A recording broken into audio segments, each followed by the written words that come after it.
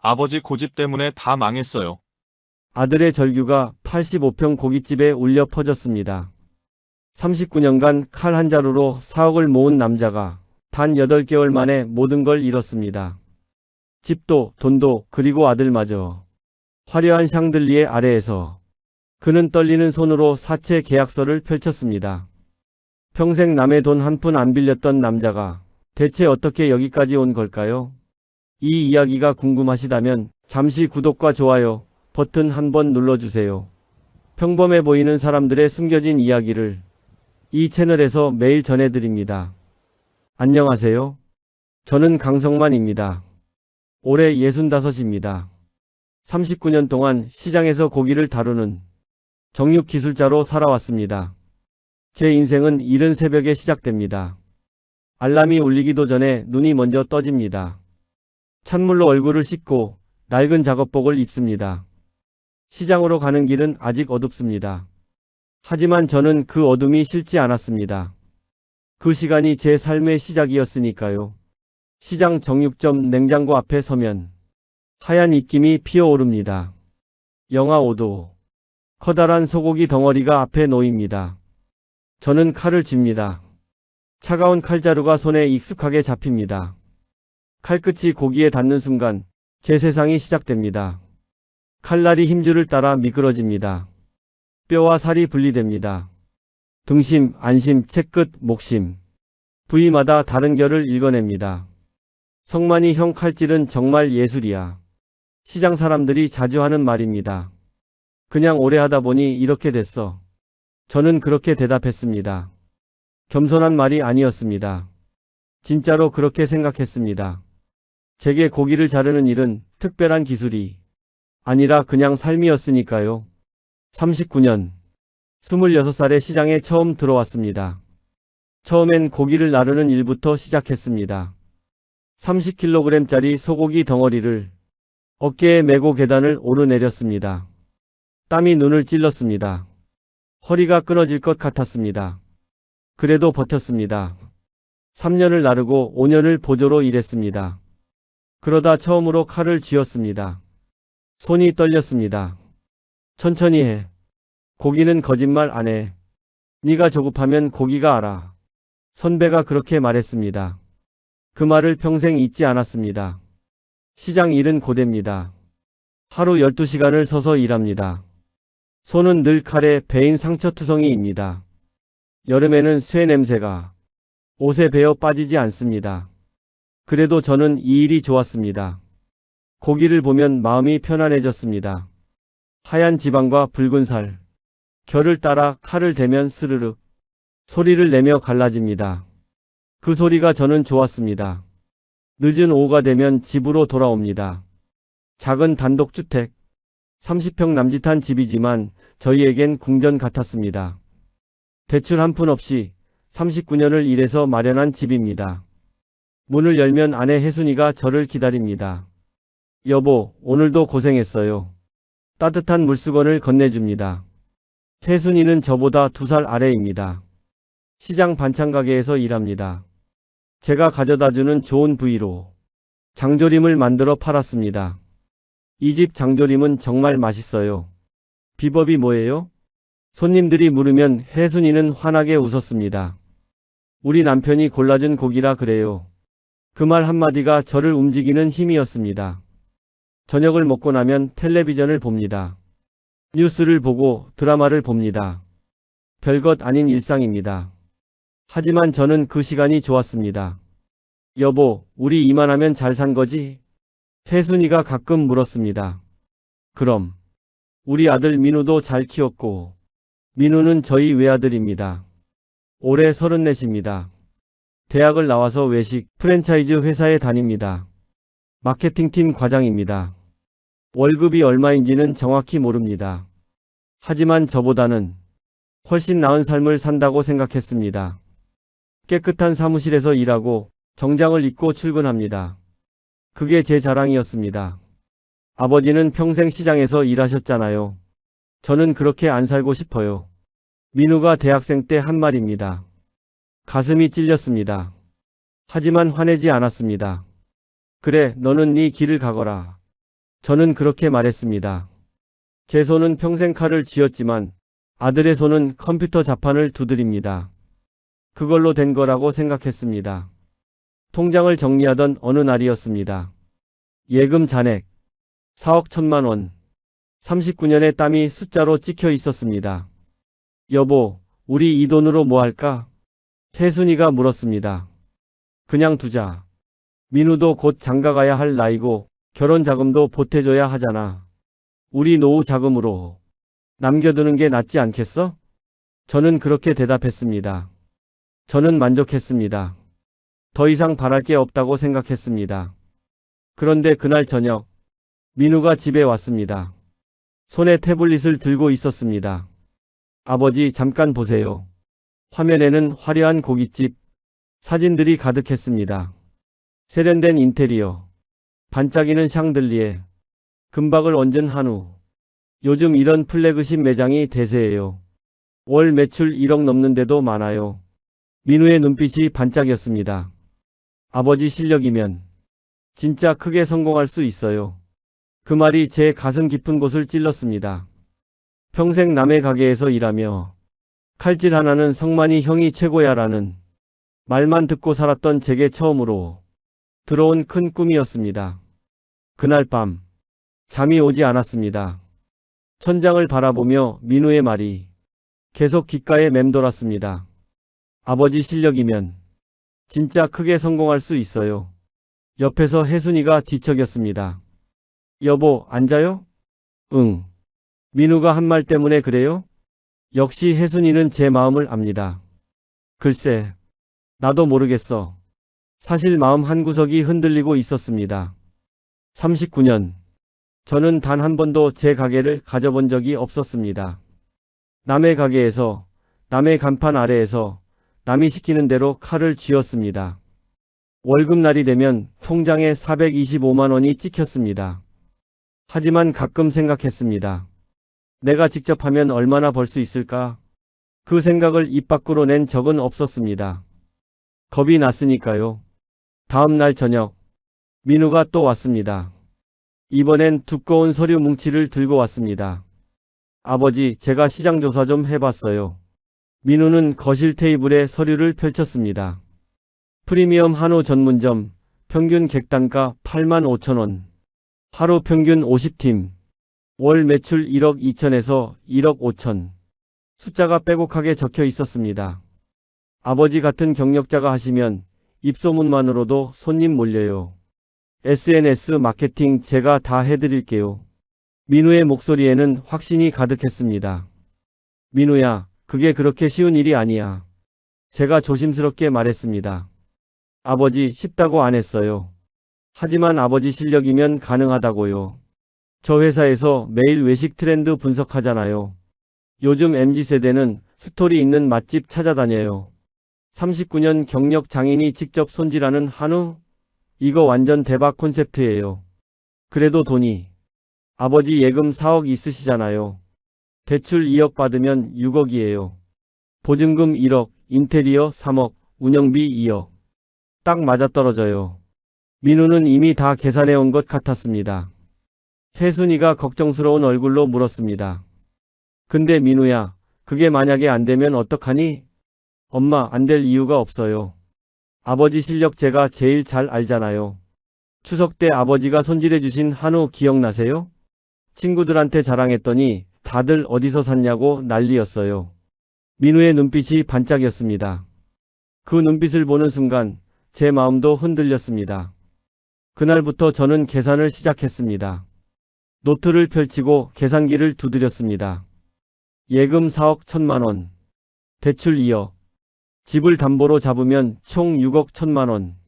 손이 떨렸습니다. 평생 모은 돈을 한 번에 거는 겁니다. 여보, 정말 할 거예요? 혜순이가 물었습니다. 글쎄, 나도 모르겠어. 근데 한번 해보고 싶기도 하고. 실패하면 어떡해요? 그래도 한 번쯤은 내 가게를 가져보고 싶어. 평생 남의 가게에서만 일했잖아. 혜순이는 한참을 말이 없었습니다. 그러다 천천히 고개를 끄덕였습니다. 여보가 하고 싶으면 해봐요. 우리 나이가 몇인데 이제라도 해보는 거지 뭐. 그 말에 가슴이 뜨거워졌습니다. 일주일 뒤, 민우와 함께 부동산을 돌아다녔습니다. 아버지, 이 자리 어때요? 대로변이고 주차도 되고 85평짜리 상가였습니다. 보증금 1억, 월세 950만 원. 숫자를 듣는 순간 머리가 어질어질했습니다. 월세가 너무 비싼 거 아니야? 아버지, 장사 잘 되면 문제 없어요. 하루 매출 300만 원만 나와도 한 달에 9천. 거기서 원가 빼고 인건비 빼고 그래도 남아요. 민우는 자신만만했습니다. 저는 불안했습니다. 하지만 이미 마음은 기울어져 있었습니다. 그래, 여기로 하자. 계약서에 도장을 찍었습니다. 손이 떨렸습니다. 다음 날부터 준비가 시작됐습니다. 민우는 인테리어 업체를 불렀습니다. 아버지, 요즘은 분위기가 중요해요. 인스타 감성으로 가야 해요. 인스타 감성이 뭔데? 사진 찍었을 때 예뻐 보이는 거요. 조명이 중요하고 테이블 간격도 넓어야 하고. 민우의 말을 들으면서도 저는 잘 이해가 안 됐습니다. 인테리어 견적이 나왔습니다. 3억 2천만 원. 이게 맞아? 네, 고급 자재 쓰고 샹들리에 달고 주방 설비 최신으로 하면 이 정도 나와요. 제 통장에서 돈이 빠져나갔습니다. 3억 2천. 그냥 숫자가 아니었습니다. 제 땀이었습니다. 혜순이의 손마디였습니다. 39년의 무게였습니다. 한 달이 지났습니다. 공사가 끝났습니다.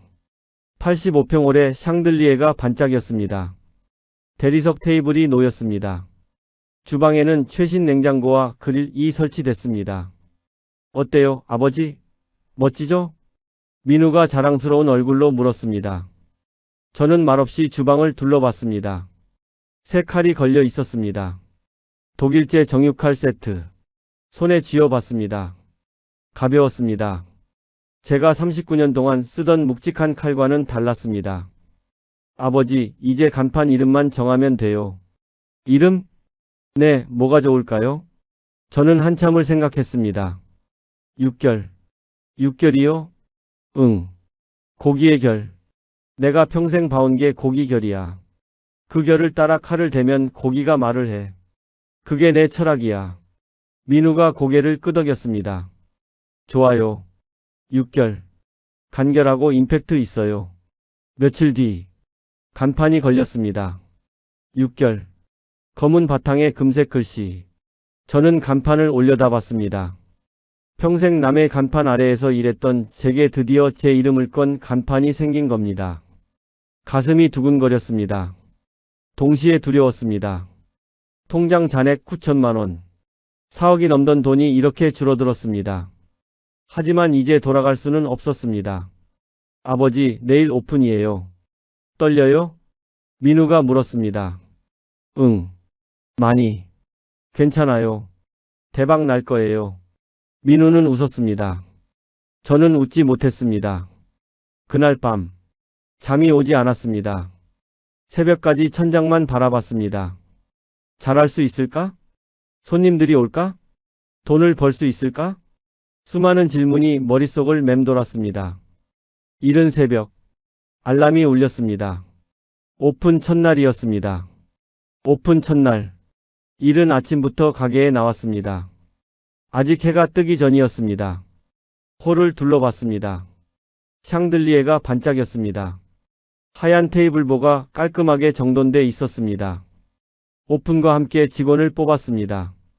홀 직원 5명, 주방 보조 2명, 매니저 1명, 저와 혜순이까지 포함하면 총 10명이 움직이는 가게였습니다. 주방으로 들어갔습니다. 냉장고 문을 열었습니다. 1등급 한우가 가지런히 쌓여 있었습니다. 한 덩어리를 꺼냈습니다. 손에 쥐었습니다. 차가웠습니다. 칼을 들었습니다. 스르륵. 익숙한 소리였습니다. 39년 동안 들어온 소리. 하지만 오늘은 달랐습니다. 이건 제 가게였으니까요. 아버지, 벌써 오셨어요? 민우가 들어왔습니다. 정장 차림이었습니다. 응, 일찍 나왔어. 오늘 인플루언서 새 팀 온대요. 제가 초대했어요. SNS 팔로워 합치면 15만 명이에요. 인플루언서가 뭐야? SNS에서 영향력 있는 사람들이요. 이 사람들이 올리면 바로 난리 나요. 민우는 자신만만했습니다. 오전 11시. 첫 손님이 들어왔습니다. 젊은 여자 2명. 손에 카메라를 들고 있었습니다. 와, 여기 진짜 예쁘다. 사진 좀 찍어도 돼요? 민우가 환하게 웃으며 대답했습니다. 네, 마음껏 찍으세요. 저희 인스타에 태그해 주시면 감사하겠습니다. 손님들은 여기저기 사진을 찍었습니다. 샹들리에, 테이블, 심지어 화장실까지. 저는 주방에서 그 모습을 지켜봤습니다. 요즘 사람들은 고기보다 사진을 먼저 찍나? 이해가 안 됐습니다. 정오가 지나자 손님이 몰려들기 시작했습니다. 예약하고 왔는데요. 저희도 예약했어요. 테이블이 하나둘 채워졌습니다. 주방에 주문이 들어왔습니다. 등심 2인분, 안심 1인분, 채끝 3인분, 갈비살 2인분. 저는 칼을 들었습니다. 고기를 썰었습니다. 두툼하게. 제가 39년 동안 해온 방식대로. 하지만 홀 직원이 다시 들어왔습니다. 사장님, 손님이 고기가 너무 두껍대요. 좀 얇게 썰어달래요. 얇게? 네, 사진 찍기 좋게 예쁘게 펼쳐지는 두께로요. 저는 당황했습니다. 고기는 두툼해야 육즙이 살아있는데. 하지만 손님 말이니 따를 수밖에 없었습니다. 다시 칼을 들었습니다. 얇게 썰었습니다. 이러면 맛이 없는데.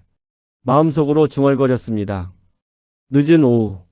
계산을 해봤습니다. 첫날 매출 430만 원. 민우가 환하게 웃었습니다. 아버지 봤죠? 제 말이 맞았죠? 그래. 손님이 많이 오긴 했네. 이제 시작이에요. SNS에 올라가기 시작하면 더 난리 날 거예요. 민우는 휴대폰을 보여줬습니다. 화면에는 오늘 온 손님들이 올린 사진들이 가득했습니다. 해시태그 6개월, 해시태그 한 우맛집, 해시태그 39년 경력, 해시태그 장인의 손맛. 해시태그가 주르륵 달려 있었습니다. 좋아요, 벌써 327개예요. 댓글 보세요. 다들 가보고 싶대요. 저는 화면을 들여다봤습니다. 사진 속 고기는 예뻤습니다. 하지만 제 눈에는 너무 얇아 보였습니다. 일주일이 지났습니다. 예약이 끊이지 않았습니다. 이번 주 토요일 저녁 예약 가능한가요? 죄송합니다. 토요일은 이미 만석입니다. 민우가 예약 전화를 받느라 바빴습니다. 매출도 좋았습니다. 하루 평균 380만 원. 한 달이면 1억이 넘었습니다. 숫자로만 보면 성공이었습니다. 하지만 저는 불안했습니다. 어느 날 저녁, 냉장고를 정리하다가 이상한 걸 발견했습니다. 어제 손질한 고기가 남아 있었습니다. 색이 변해 있었습니다. 갈색으로. 손으로 만져봤습니다. 표면이 끈적했습니다. 이건 못 쓰겠는데. 버리려는데 민우가 들어왔습니다. 아버지, 뭐해요? 이 고기 좀 봐. 색이 변했어. 민우가 고기를 봤습니다. 아, 이 정도는 괜찮아요. 불에 구우면 몰라요. 아니야, 이건 못 써. 신선도가 떨어졌어. 아버지, 그런 거 하나하나 따지면 원가가 안 나와요. 어제 폐기한 것만 80만 원이에요. 그래도 손님한테 이런 고기는 못 내. 저는 단호하게 말했습니다. 민우가 한숨을 쉬었습니다. 알았어요. 아버지 방식대로 하세요. 고기를 버렸습니다. 80만 원. 그냥 숫자가 아니었습니다. 제 하루치 시장 월급이었습니다. 한 달이 지났습니다. 매출 정산을 했습니다.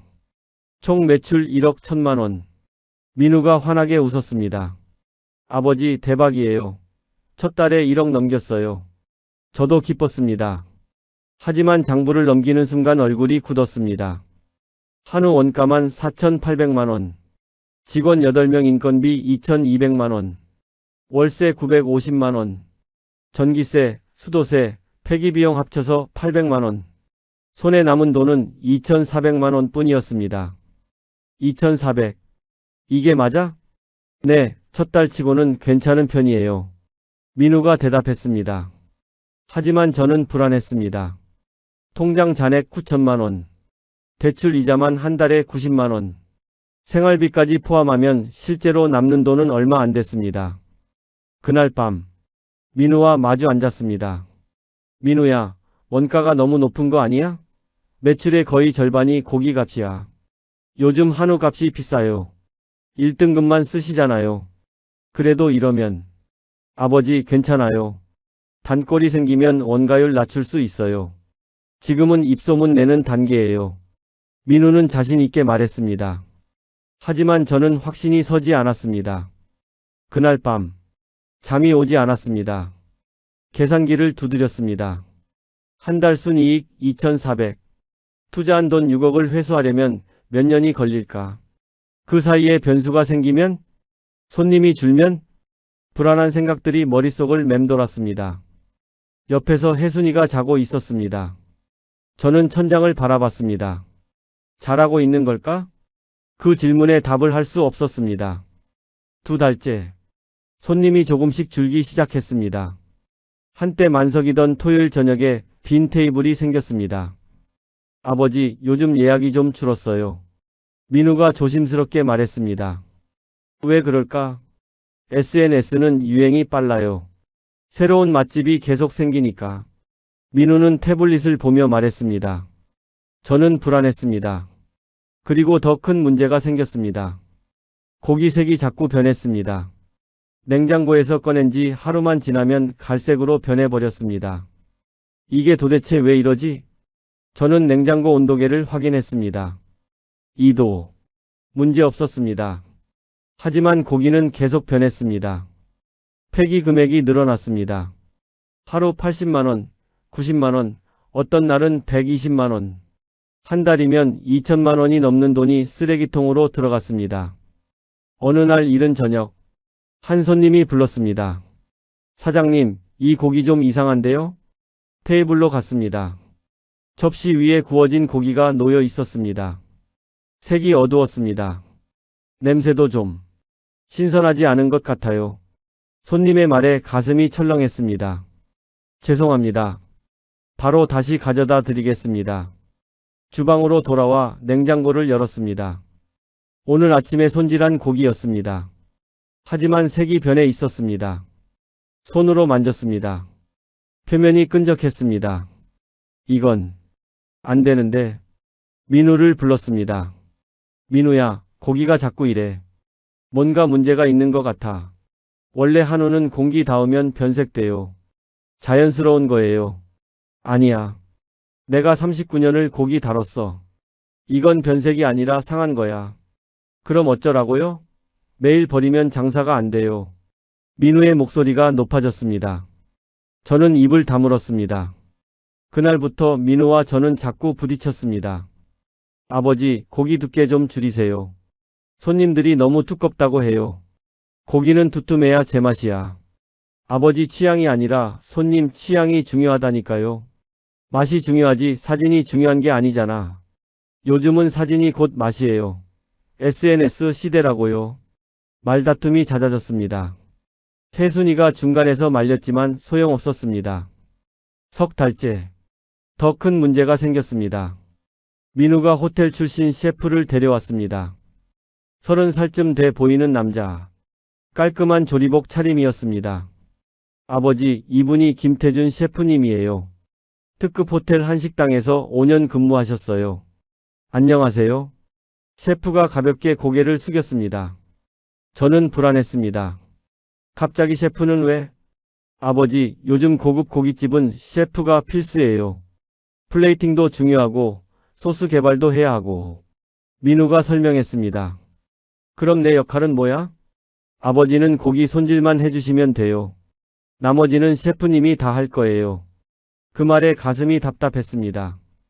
김태준 셰프가 주방을 장악하기 시작했습니다. 사장님, 이 고기는 색이 안 좋아요. 손님한테 못 내요.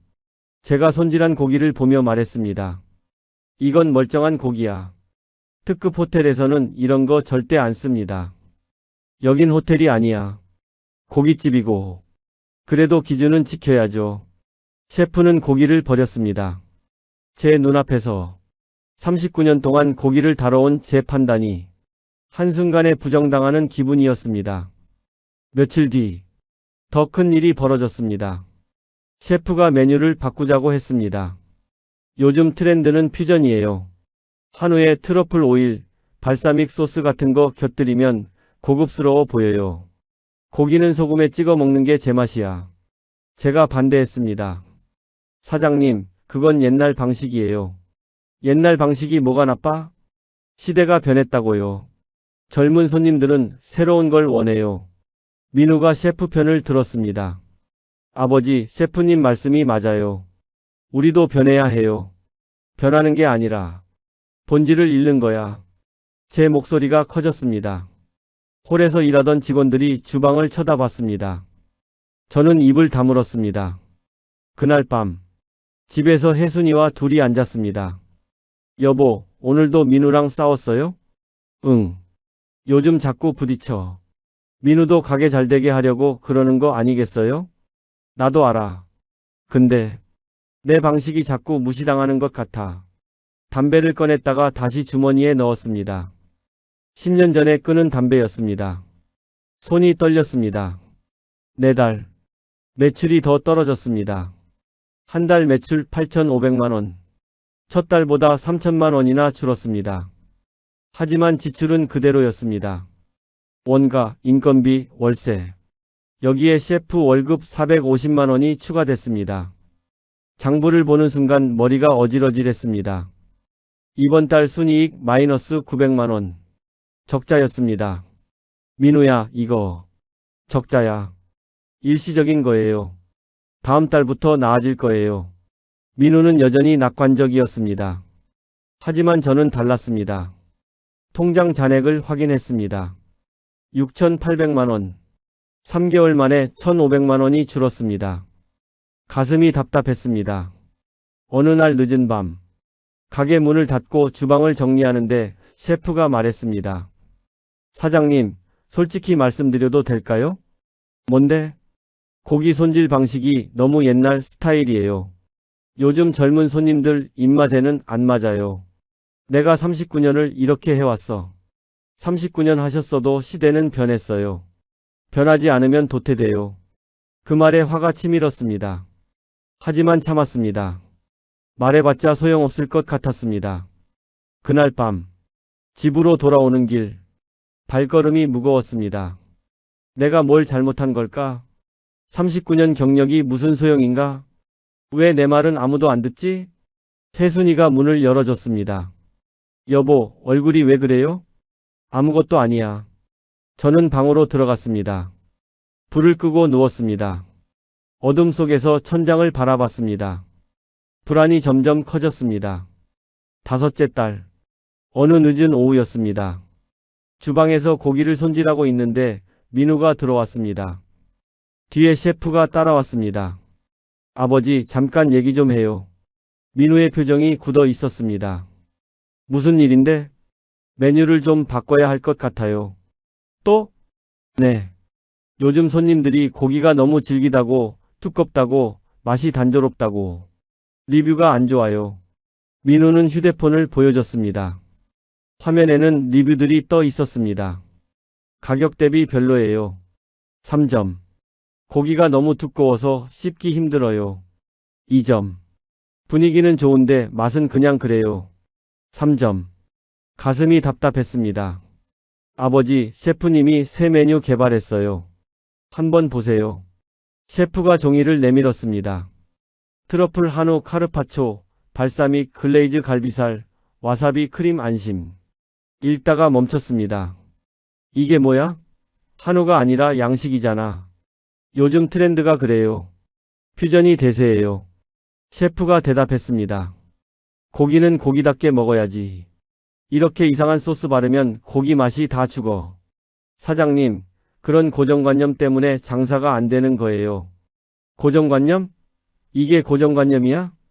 제 목소리가 커졌습니다. 민우가 끼어들었습니다.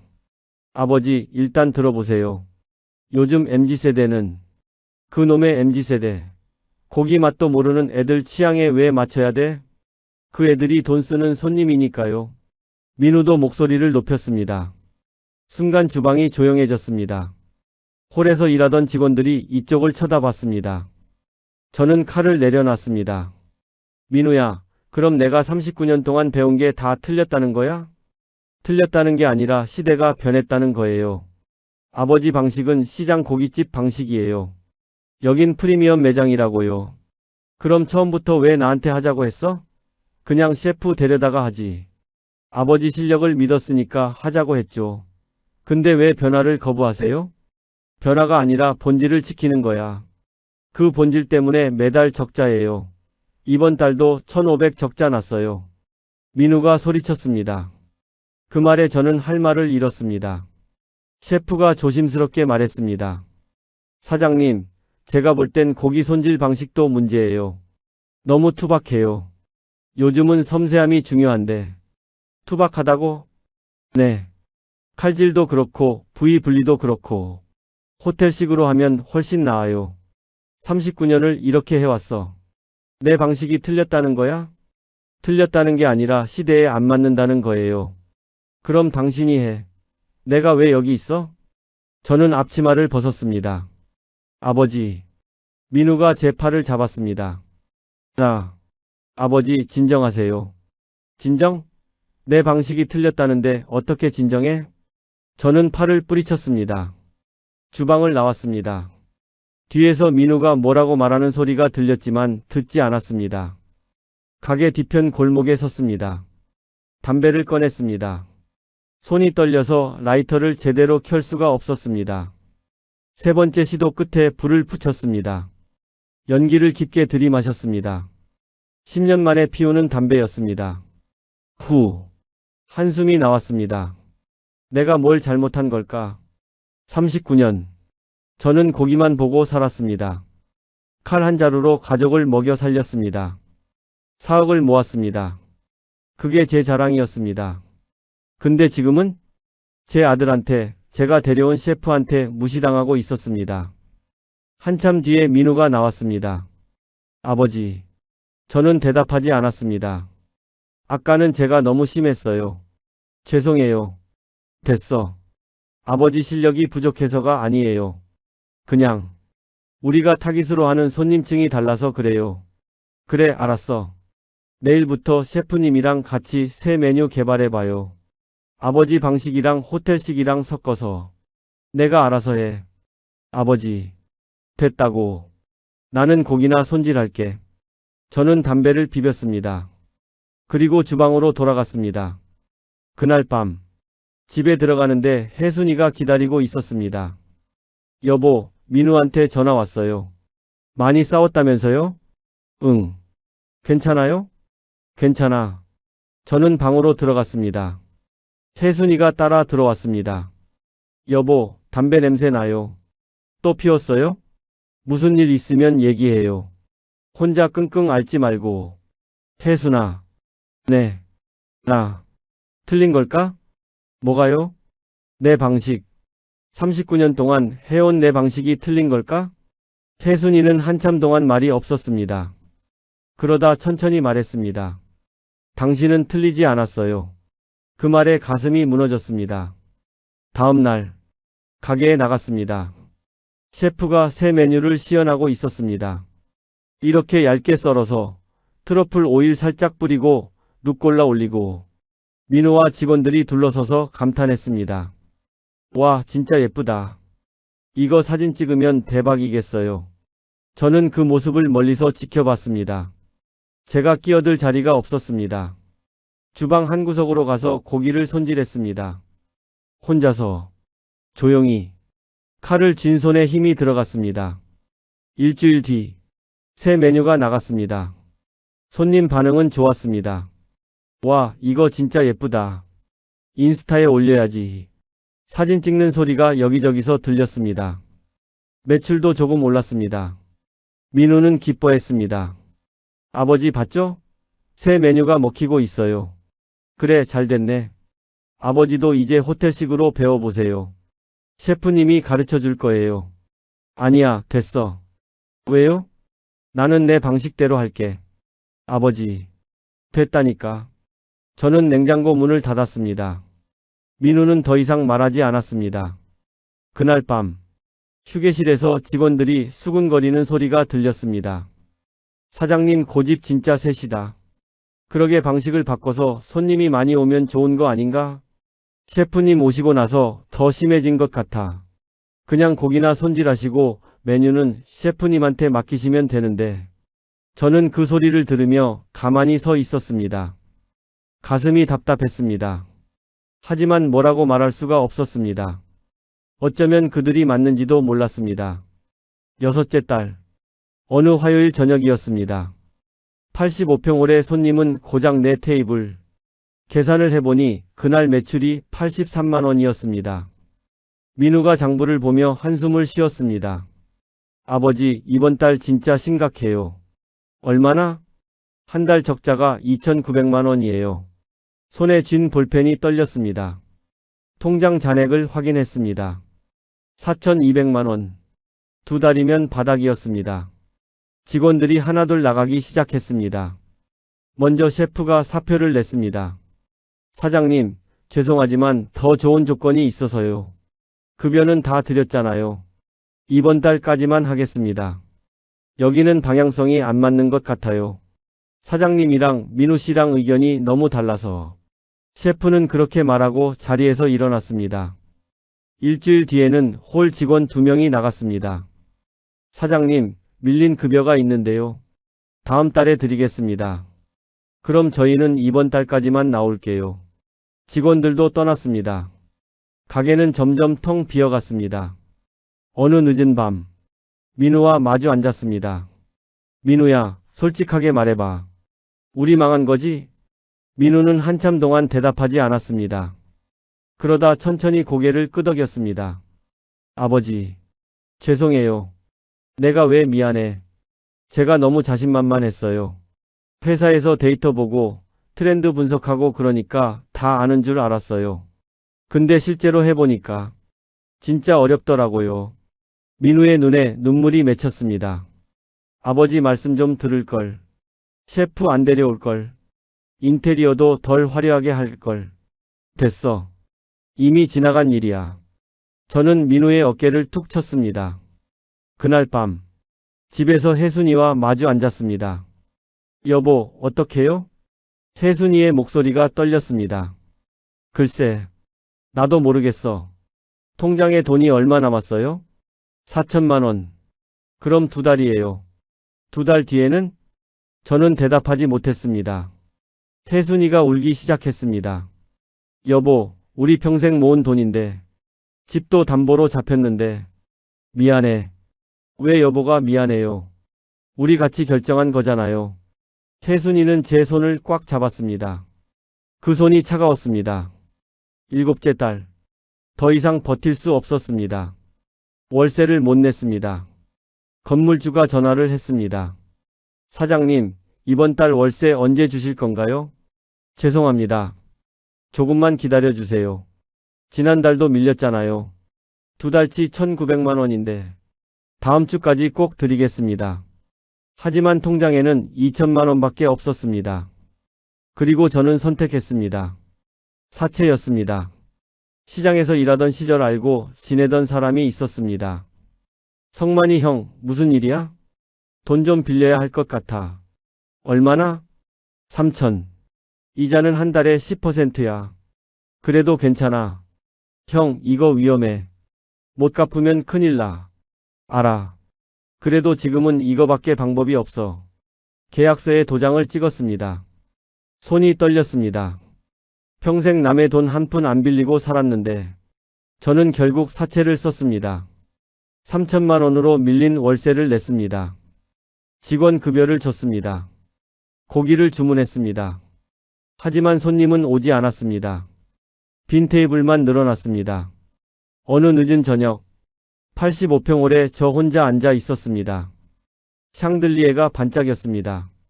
하지만 그 빛이 차갑게만 느껴졌습니다. 계산기를 꺼냈습니다. 남은 돈 1,500만 원. 사채 이자 한 달에 300만 원.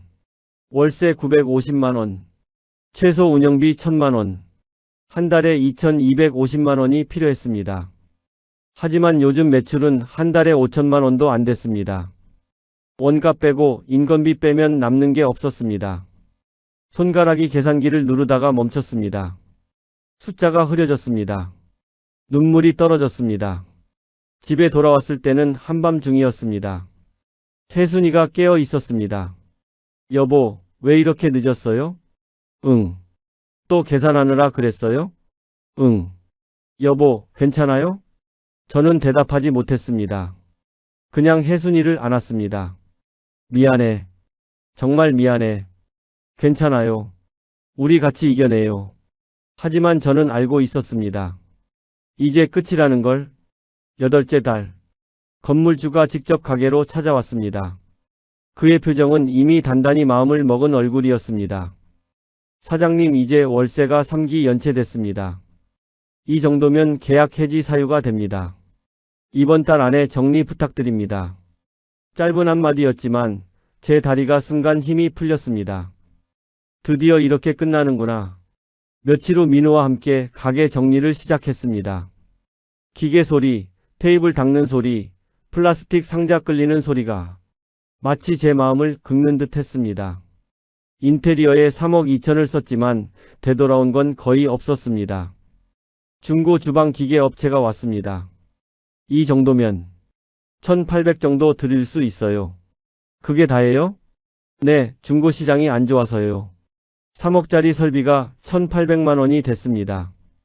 테이블, 의자, 샹들리에. 아무도 가져가려 하지 않았습니다.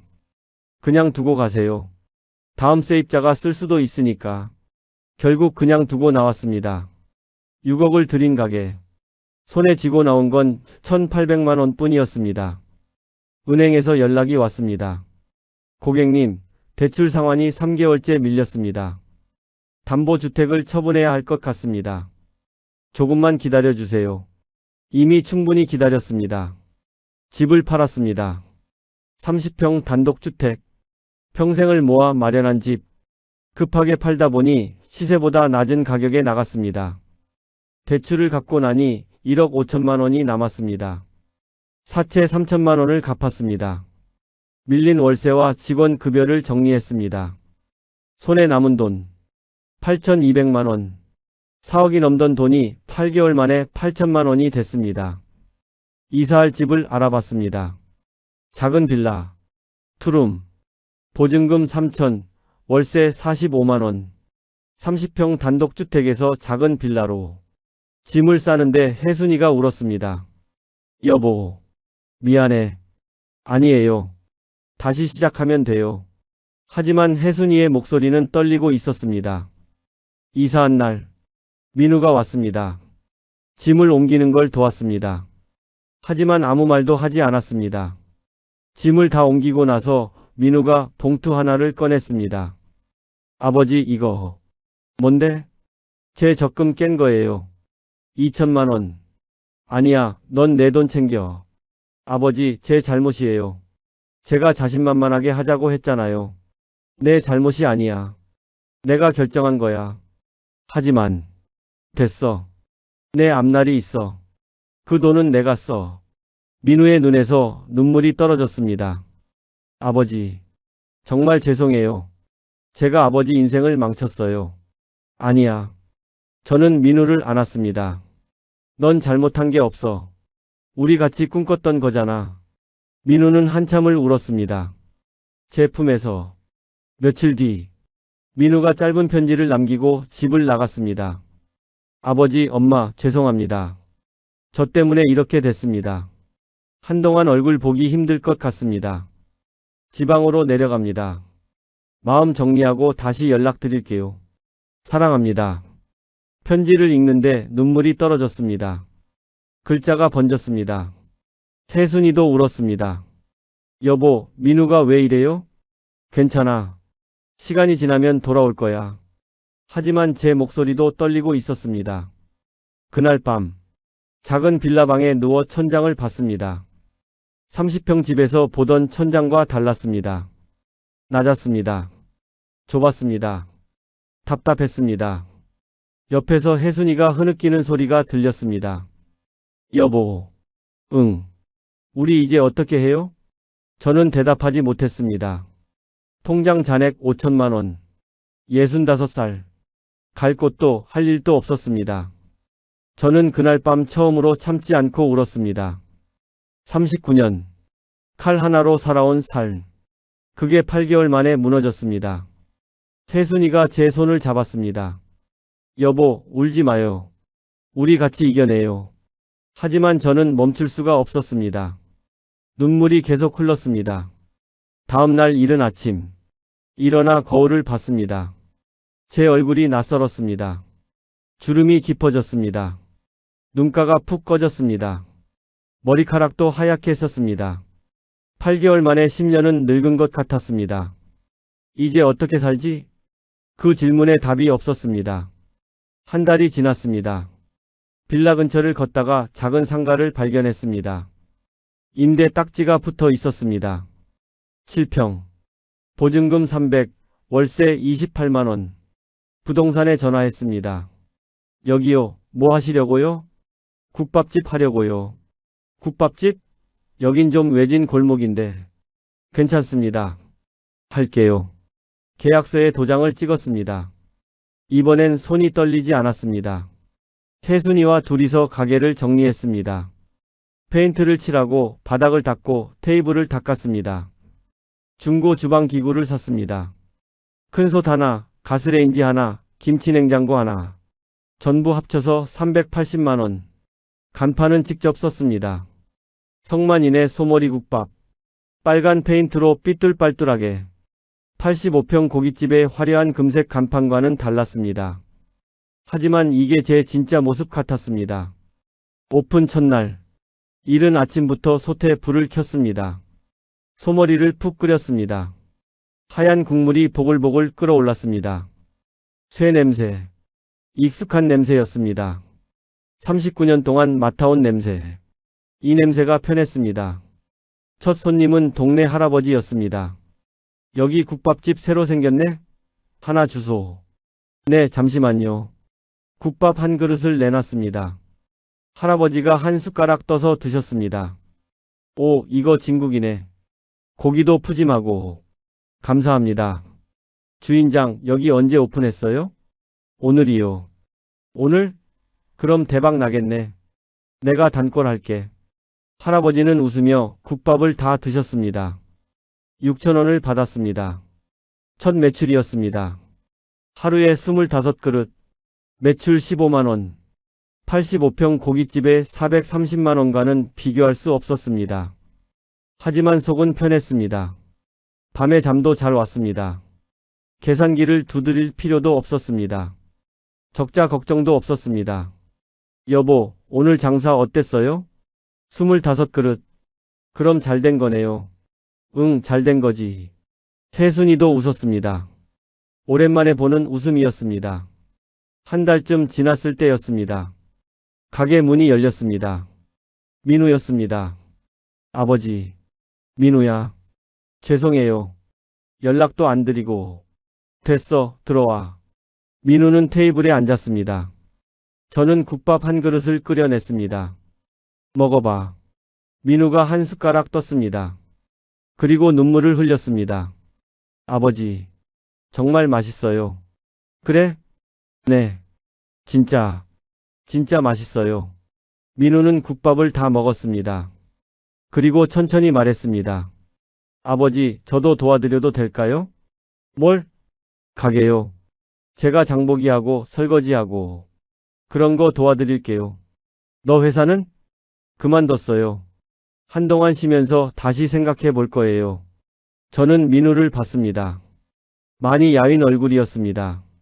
그래, 같이 하자. 민우의 고개를 끄덕였습니다. 다음 날부터 민우가 가게를 도왔습니다. 이른 아침에 같이 시장에 갔습니다. 아버지, 소머리는 어떤 걸 골라야 해요? 눈으로 보는 거야. 색깔이 선명하고 냄새가 좋은 거. 이건 어때요? 그래, 그거 좋다. 민우는 열심히 배웠습니다. 85평 고깃집 때와는 달랐습니다. 그때는 저한테 가르치려 했습니다. 지금은 배우려 했습니다. 어느 늦은 오후, 경로당 할머니들이 오셨습니다. 사장님, 국밥 4개요. 네, 잠시만요. 국밥을 내놓자 할머니 한 분이 말씀하셨습니다. 이 맛이 진짜지. 돈 냄새 안 나고 사람 냄새 난다. 그 말에 가슴이 울컥했습니다. 민우가 제 어깨를 툭 쳤습니다. 아버지 들으셨죠? 응. 이게 아버지 진짜 모습인 것 같아요. 저는 민우를 봤습니다. 민우도 저를 봤습니다. 말은 없었지만 통했습니다. 그날 밤, 가게 문을 닫고 민우와 나란히 앉았습니다. 민우야. 네, 아버지. 미안하다. 왜요? 너한테 큰 꿈 못 물려줘서. 아버지, 아니에요. 민우가 고개를 저었습니다. 저 이제 알았어요. 큰 게 좋은 게 아니라는 거. 화려한 게 행복한 게 아니라는 거. 그래? 네. 이 작은 가게에서 아버지랑 같이 일하는 게 85평 고깃집보다 더 좋아요. 저는 민우의 머리를 쓰다듬었습니다. 그래, 우리 이렇게 살자. 네, 아버지. 지금은 오픈한 지 석 달째입니다. 하루 매출은 20만 원 정도. 크지 않습니다. 화려하지도 않습니다. 하지만 저는 행복합니다. 이른 아침에 솥에 불을 켜고 민우와 나란히 서서 국밥을 끓이고 혜순이가 깍두기를 담그고 우리 셋이 함께 있습니다. 그게 제게는 85평 고깃집보다 값진 겁니다. 저는 깨달았습니다. 제 그릇은 85평의 화려한 고깃집이 아니라 아들과 나란히 서 있는 이 7평짜리 국밥집이었다는 것을 이 작은 공간에서 저는 잃어버린 삶을 다시 되찾았습니다. 여러분, 저는 4억을 잃었습니다. 집도 명예도 자존심도 잃었습니다. 하지만 가장 소중한 것은 되찾았습니다. 아들과 함께 끓이는 국밥 한 그릇, 아내가 담근 깍두기, 경로당 할머니들의 따뜻한 말 한마디. 이 평범한 일상이 제게는 85평 고깃집보다 값진 것이었습니다. 저는 욕심을 부렸습니다. 제 그릇을 모르고 큰 것만 쫓았습니다. 그 결과 모든 것을 잃었습니다. 하지만 깨달았습니다. 화려함보다 소중한 건 평범한 행복입니다. 큰 것보다 소중한 건 내 곁에 있는 사람들입니다.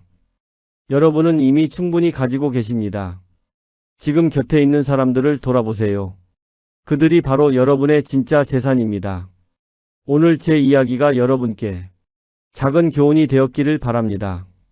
이야기가 마음에 닿으셨다면 구독과 좋아요로 응원해주세요. 어디에서 듣고 계신지 댓글로 남겨주시면 더 반갑게 인사드릴게요. 여러분의 작은 손길이 영상을 만드는데 큰 힘이 됩니다.